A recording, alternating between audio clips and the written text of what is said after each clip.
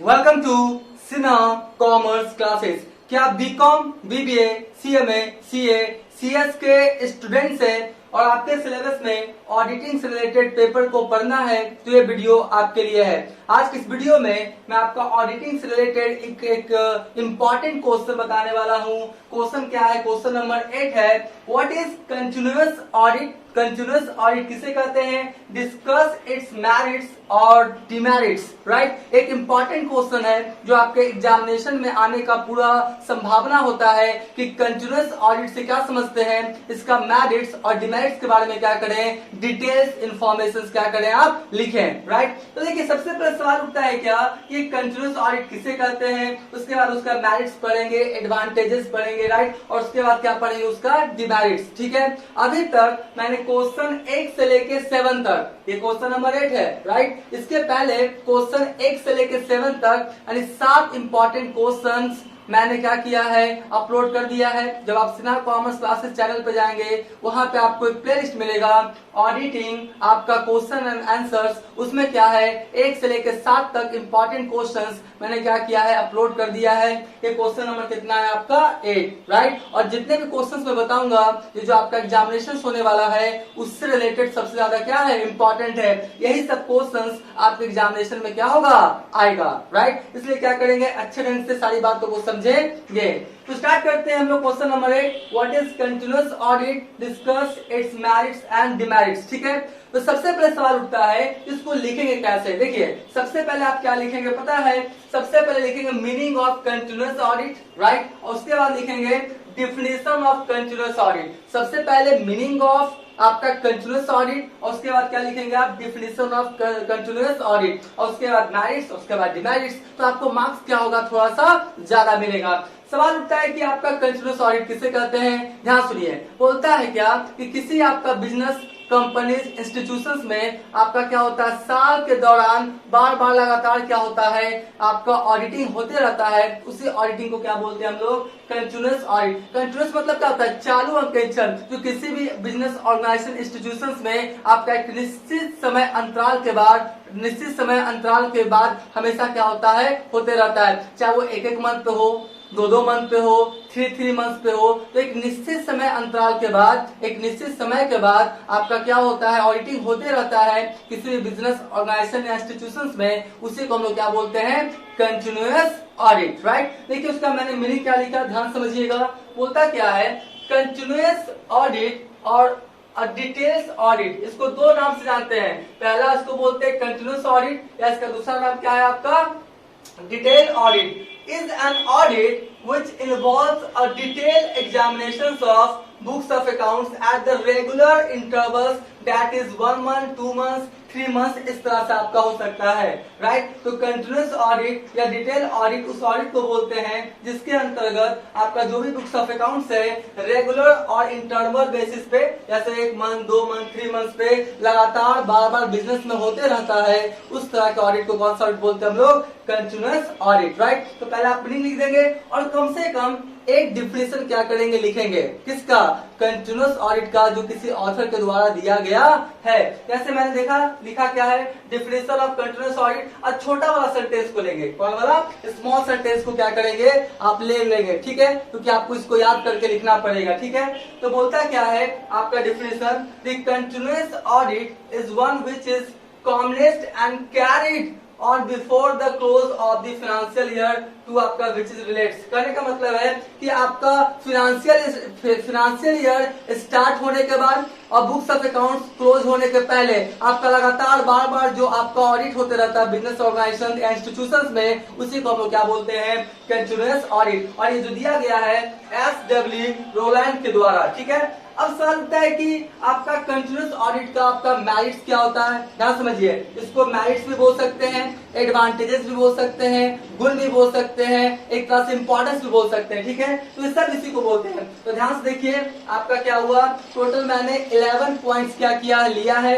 आपका 1 से लेके कहां तक, 11 तक। राइट, ये जो मैंने पॉइंट्स लिया है ये आपका ऑडिटिंग का जो बुक है डॉक्टर बीके मेहता का BPD पब्लिकेशन का, उससे क्या किया है मैंने, लिया है। राइट, बैकग्राउंड में थोड़ा सा आवाज आ रहा होगा, इसके लिए सॉरी। ठीक है, बोलता है सबसे पहले क्या, मेरिट्स ऑफ कंटिन्यूअस ऑडिट, बोलता क्या है, intensive checking of books of accounts. अब बताइए, कंटिन्यूअस ऑडिट के द्वारा हर 2-2 महीना पे, हर 1-1 महीना पे, हर 3-3 मंथ पे क्या हो रहा है, आपका ऑडिटिंग हो रहा है। तो बताइए जितने भी बुक्स ऑफ अकाउंट्स है सबका क्या होगा, इंटेंसिव चेकिंग होगा, मतलब विस्तृत क्या होगा, आपका जांच होगा। किसी तरह का गलती वगैरह, कोई आपका ट्रांजेक्शन वगैरह छूटने का चांस नहीं होता है। साल के अंत में करवाएंगे, 1 साल के अंत में हो सके कुछ ट्रांजेक्शन छूट सकता है, लेकिन अगर आप कंटिन्यूअस ऑडिट करवाएंगे तो जो भी बुक्स ऑफ अकाउंट्स है उसका इंटेंसिव चेकिंग होता है, विस्तृत जांच होता है, ईच एंड एवरी ट्रांजेक्शन का आपका जांच किया जाता है, जो कि एक तरह का आपका मेरिट्स है, एडवांटेजेस है किसका,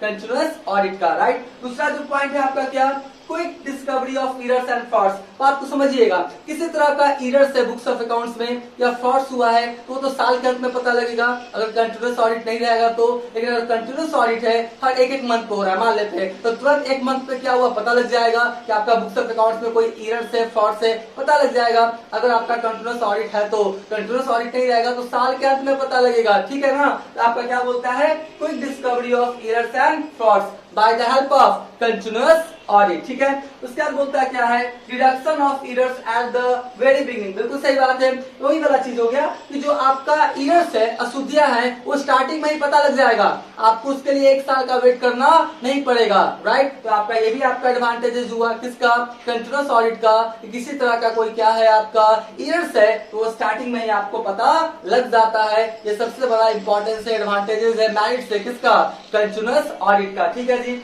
उसके बाद क्या बोलता है, मोरल इफेक्ट ऑन एम्प्लॉइज। ध्यान सुनिए, अब 1 साल के अंत में ऑडिटिंग का काम होगा, तो 1 साल के अंत में ऑडिटर आएगा, राइट। तो जो आपका बिजनेस ऑर्गेनाइजेशन का जो एम्प्लॉइज है वो निश्चिंत रहता है, अच्छा 1 साल के बाद आएगा ना, 1 साल के बाद ऑडिटिंग होगा ना, 1 साल के बाद जो होगा देखा जाएगा, राइट। लेकिन अगर हर मंथ होगा तो आपका जो बिजनेस का जो आपका एम्प्लॉइज है, जो अकाउंटेंट्स है, उसमें क्या होगा, एक साइकोलॉजिकल इफेक्ट पड़ेगा, मनोवैज्ञानिक प्रभाव पड़ेगा। वो किसी तरह का एरर्स, फ्रॉड्स, मिस्टेक्स करने से क्या होगा, आपका क्या होगा, बचेगा। जो पता है कि हर मंथ होने वाला है, तुरंत पता लग जाएगा कि मैंने गलती किया, फ्रॉड्स किया, एरर्स किया है, तो मेरा नौकरी वगैरह हमको पनिशमेंट वगैरह मिल सकता है। तो बहुत ज्यादा क्या होता है, मोरल इफेक्ट पड़ता है एम्प्लॉइज पे, किसी तरह का गलती, मिस्टेक्स, फ्रॉड्स करने से क्या होता है, वो डरता है, ठीक है। ये एक एडवांटेज है किसका, आपका कंटिन्यूअस ऑडिट का। फिर बोलता है प्रॉपर यूटिलाइजेशन ऑफ टाइम। बात को समझिएगा, एक ऑडिटर के अंतर्गत या एक ऑडिटर के अंदर बहुत सारा क्या होता है, एम्प्लॉइज होता है।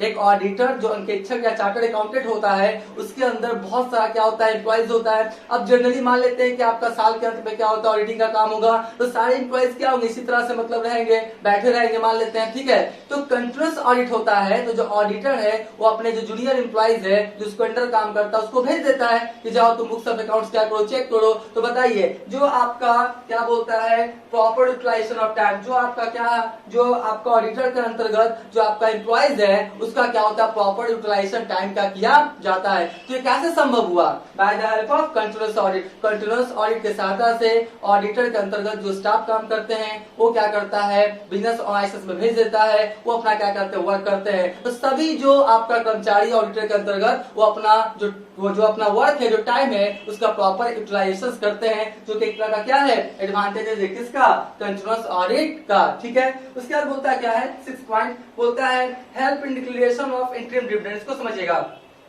सबसे पहले आपको समझना पड़ेगा कि इंटरिम डिविडेंड किसे कहते हैं। ध्यान से, बिजनेस चलते रहने के दौरान, कंपनी चलते रहने के दौरान अगर बोर्ड ऑफ डायरेक्टर्स ये चाहता है कि हम अपने शेयर होल्डर्स को डिविडेंड दें, उस तरह के डिविडेंड को कौन सा डिविडेंड बोलेंगे हम लोग, इंटरिम डिविडेंड, आंतरिक लाभांश। एक बार फिर से, बिजनेस कंपनी चलते रहने के दौरान, कंपनी के बोर्ड ऑफ डायरेक्टर्स ये डिसाइड करते हैं कि हम अपने शेयर होल्डर्स को क्या दें, डिविडेंड दें, उस तरह के डिविडेंड को कौन सा डिविडेंड बोलते हैं हम लोग, इंटरिम डिविडेंड। एक तो फाइनल डिविडेंड होगा जो 1 साल के अंत में दिया जाएगा, प्रॉफिट होगा उसके आपका बेस पे, ठीक है। एक क्या होगा आपका साल के बीचों बीच, तो साल के बीचों बीच बोर्ड ऑफ डायरेक्टर्स चाहता है कि हम अपने शेयर होल्डर्स को डिविडेंड दें, तो उसके लिए उसको पता होना चाहिए ना कि प्रॉफिट मेरे बिजनेस में हुआ कितना, राइट। मेरे बिजनेस का फाइनेंशियल पोजीशन कैसा है, सब ठीक ढंग में काम हो रहा है कि नहीं हो रहा है, तो ये कैसे पता लगेगा, by the help of continuous audit. Continuous audit के द्वारा 2 महीना, 3 महीना, 4 महीना का डेटा आपका क्या होता है, कंपनी के मालिक को पता लग जाता है, उसको लगता है बिजनेस मेरा प्रॉफिट्स में जा रहा है, तो इस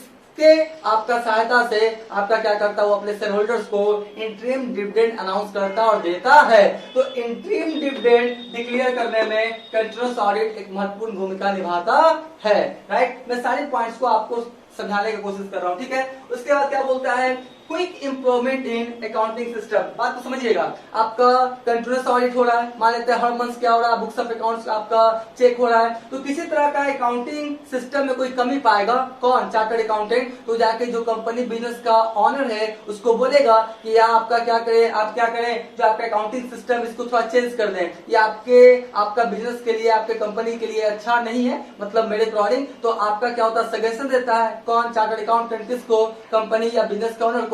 तो आपका समय रहते आपका क्या होता है, अकाउंटिंग सिस्टम में इंप्रूवमेंट किया जा सकता है। ये कैसे पॉसिबल है, फिर से by the help of continuous audit, ठीक है जी। फिर क्या बोलता है, quick receipts of auditors report. देखिए अब एक साल के अंत में क्या होगा, बुक्स ऑफ अकाउंट्स मेंटेन करेगा, पूरा आपका क्या होगा, टाइम लगेगा। यहाँ पे तो हर मंथ हो रहा है, तो आपका हर मंथ हो रहा है, तो आपका जब ऑडिटर्स रिपोर्ट तैयार करेगा तो ऑडिटर को बहुत आसानी होता है कि कंटीन्यूअस ऑडिट के द्वारा ऑडिटर को पता है कि सारा आपका इस कंपनी का, बिजनेस का सारा बुक्स ऑफ अकाउंट तैयार हो गया है, इसमें जो भी मिस्टेक्स, फ्रॉड्स है वो क्या करेगा, लिख देगा और तुरंत आपका ऑडिट रिपोर्ट क्या करेगा, तैयार कर देगा। तो ऑडिट रिपोर्ट तैयार करने में कंटीन्यूअस ऑडिट एक महत्वपूर्ण भूमिका निभाता है, ठीक है। तो बहुत जल्दी क्या होता है, ऑडिट रिपोर्ट्स क्या होता है आपका तैयार किया जा सकता है अगर किसी बिजनेस ऑर्गेनाइजेशन इंस्टीट्यूशन में कंटीन्यूअस ऑडिट हो रहा है तो। ये भी आपका एडवांटेजेस हुआ।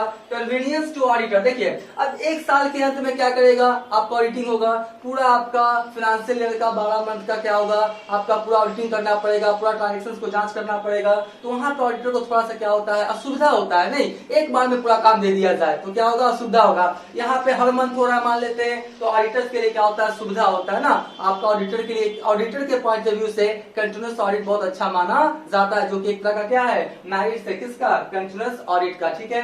उसके बाद बोलता है early presentation of final accounts, ठीक है। आपका फाइनल अकाउंट्स क्या होता है, अब देखिए आपका क्या होगा कि जो बिजनेस का जो अकाउंटेंट रहेगा वो क्या करेगा, हर मंथ हो रहा है आपका क्या, आपका ऑडिटिंग का काम हो रहा है, तो जो भी आपका बिजनेस का अकाउंटेंट है वो अपना बुक्स ऑफ अकाउंट सब सही समय पे क्या करता है, मेंटेन कर लेता है, राइट। इससे क्या होता है, फाइनल अकाउंट्स वगैरह सही समय पे क्या होता है, बन जाता है, उसमें डिले वगैरह होता नहीं है, ठीक है। ये भी एक आपका एडवांटेज है किसका, आपका कंटीन्यूअस ऑडिट का। फिर बोलता है audit staff can be kept busy, बिल्कुल सही है। आपका एक साल के अंत में होगा तो एक साल के अंत में ऑडिटर भेजेगा अपने आपका एम्प्लॉइज को कि जाओ वहां पर ऑडिटिंग करो। अगर हर मंथ हो रहा है मान लेते हैं तो अपने एम्प्लॉइज को क्या करेगा, ऑडिटर भेज देगा। तो इसके कारण जो ऑडिटर के अंतर्गत या अंदर जो स्टाफ काम करते हैं सभी को बिजी रखा जा सकता है। एक तरह का क्या था, ये एडवांटेजेस था किसका, आपका कंटीन्यूअस ऑडिट का। इसके बाद हम तुरंत पढ़ेंगे क्या डिमेरिट्स या डिसएडवांटेजेस या उसी को बोल सकते हैं limitation of continuous audit, right. तो अभी तक मेरा वीडियो आपको अच्छा लगा, वीडियो को लाइक कर देंगे, चैनल को सब्सक्राइब करके बेल आइकन हिट करके ऑन कर देंगे। इससे क्या होगा, कोई भी वीडियोस मैं अपलोड करूंगा उसका सबसे पहले आपको नोटिफिकेशन मिल जाएगा, राइट। इसका क्या करें, स्क्रीनशॉट ले लें।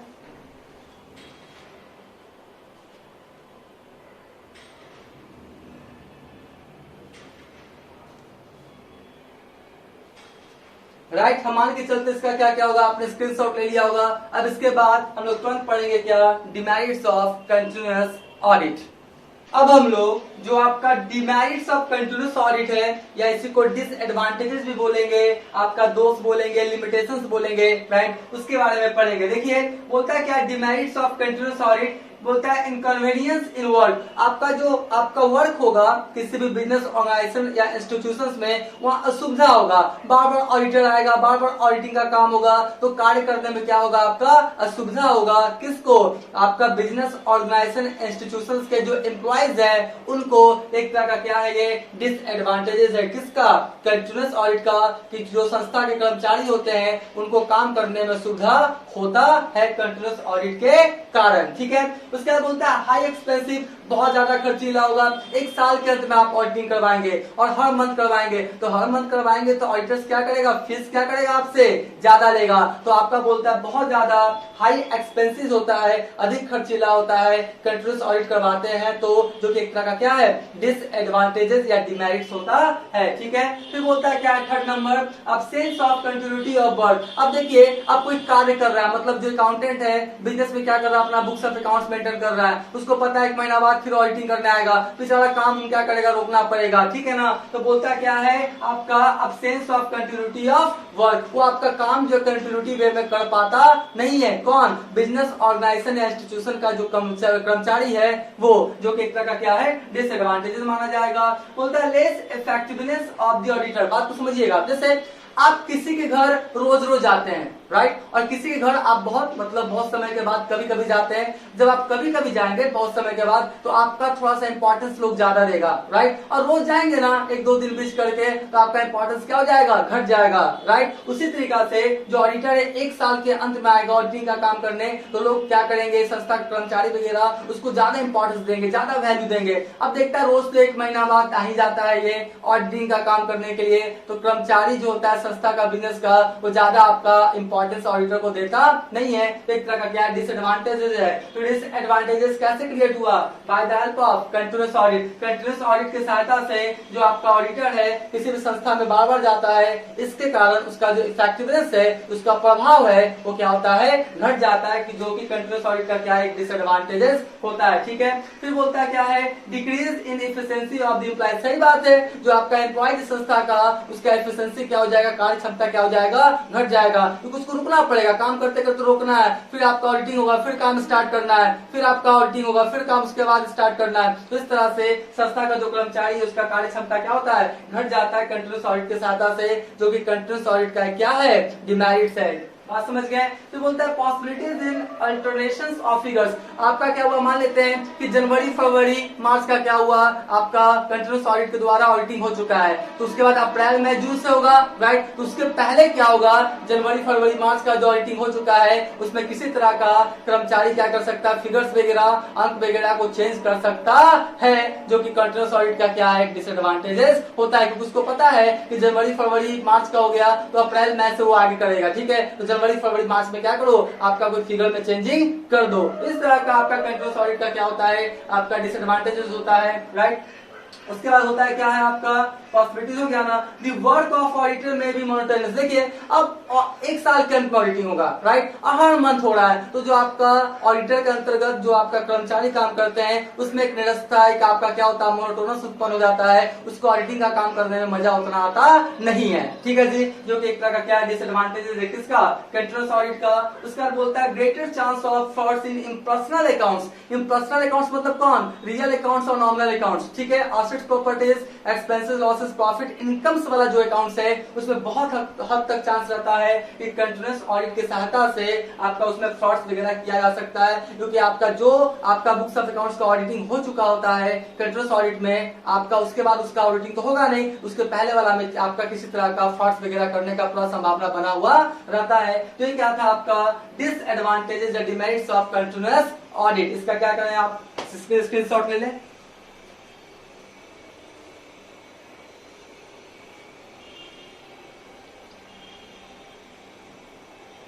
राइट, हम मान के चलते इसका क्या करेंगे, किया होगा आपने, स्क्रीनशॉट ले लिया होगा। अब ध्यान सुनिए, आपका काम क्या है कि जितने भी मैंने पॉइंट्स लिखा है, चाहे मेरिट्स वाला चाहे डिमेरिट्स वाला, सभी को लिखने का प्रैक्टिस कीजिए। मैं बार बार हर वीडियो में बोल रहा हूं कि आपको लिखने का प्रैक्टिस करना पड़ेगा, नहीं तो 3 से 3.5 क्वेश्चन लिखेंगे, आपका हाथ पेन करेगा, हाथ को ऐसे ऐसे झाड़ने लगेगा। ठीक है, तो आपका पूरा क्वेश्चन 5 क्वेश्चन जनरल एग्जामिनेशन में लिखना होता है, तो 5 क्वेश्चन लिखाने वाला नहीं है। अगर आप प्रैक्टिस नहीं करेंगे तो आपको प्रैक्टिस करना पड़ेगा। याद रखिए, आप क्या करें, आंसर शीट लेके आपका जो आपका पेज है ना उसमें खूब लिखिए, जितना लिखेंगे उतना ज्यादा आपका कॉन्फिडेंस लेवल और स्पीड क्या होगा, बढ़ेगा, राइट। तो इसी तरह से आपका आने वाले समय में और भी वीडियोस में अपलोड करता जाऊंगा, तो मेरे चैनल से जुड़े रहेंगे। आज का वीडियो एंड करते हैं, थैंक यू।